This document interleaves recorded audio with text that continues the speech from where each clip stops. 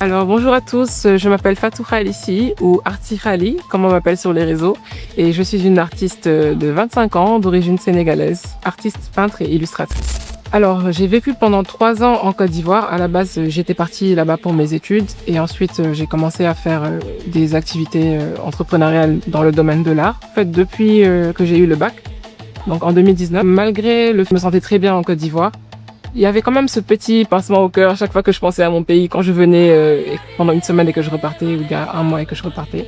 Donc c'était juste ce besoin de retrouver mon entourage, mon environnement. D'inspiration ici que... Oui, à Abidjan.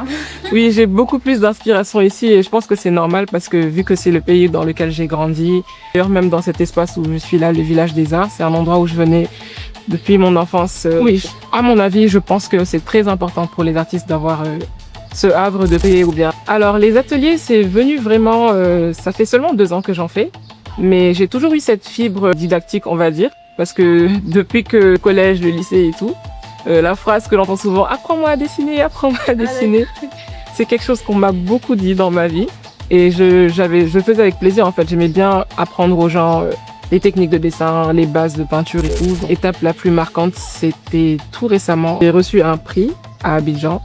Donc c'est le prix de la Fondation Yakin qui récompensait les jeunes femmes entrepreneurs. C'est mon premier prix, donc c'est aussi quelque chose de très important. C'est une passion ou quelque chose comme ça, mais à moins que tu ne sois, surtout certains types d'art, à moins que tu ne sois vraiment plusieurs expositions, que tu vendes vraiment, qu'on voit tes tableaux.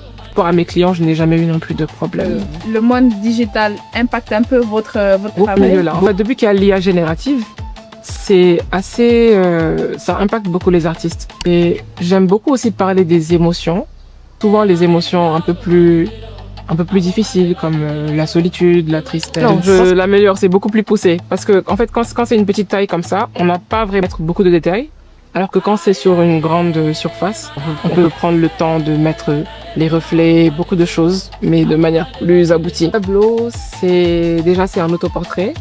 Comme vous pouvez le voir, c'est un tableau qui est quand même assez personnel, réalisé à un moment de ma vie où je traversais une période assez difficile, on va dire, émotionnellement.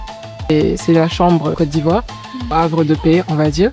Mais malgré ça, j'ai quand même mis une expression avec un léger sourire. Merci beaucoup à l'équipe de Bureau Cinéma Africa pour ce reportage. J'ai passé un très bon moment. J'aimerais aussi remercier tous ceux qui me soutiennent, dont ma mère, mes amis, mon entourage, et qui me donnent beaucoup de soutien.